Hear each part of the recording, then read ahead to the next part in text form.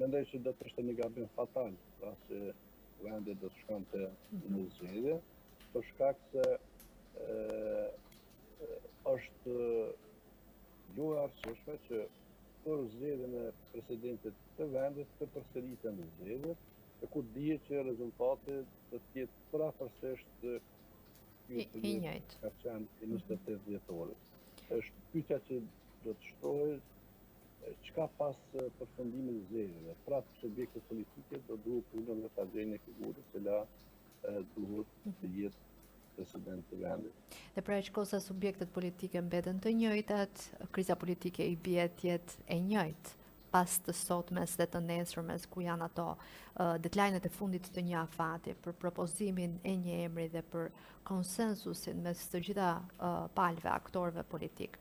Po a i duhet kjo krizë politike Kosovës aktualisht pasi ka kaluar nëpërmjet një sër zhvillimesh të qëndësishme, të hishme dhe të pahishme?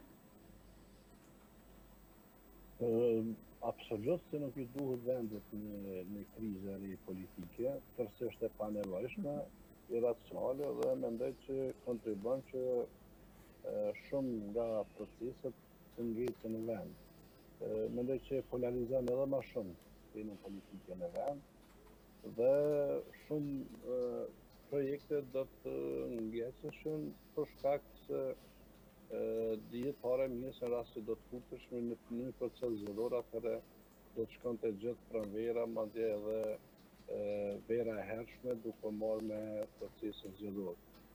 Madje po në rrafshin ndërkombëtar shihet domethënë që dinamikat ndërkombëtare veçanërisht në rrafshin e sigurisë janë tepër delikate dhe Kosova si një vend i cili rrezikohet nga fshiri vet verior për shkak ambicjeve territoriale që nuk e njeh shtetësinë e Kosovës, mendoj që mund të ballafaqohet edhe me gjëra të papritura.